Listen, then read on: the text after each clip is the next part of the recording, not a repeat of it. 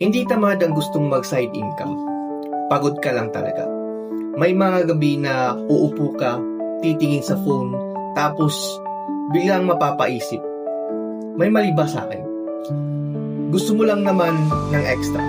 Hindi para yumaman, kundi para makahinga kahit konti. Pero ang hirap kumilos kapag galing ka sa trabaho na ubus ka na.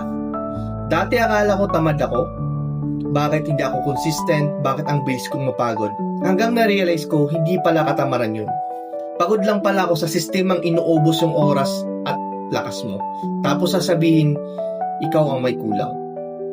Ang totoo, hindi mo kailangan ng sobrang sipag agad. Kailangan mo lang ng paraan na kaya mong simulan kahit pagod ka.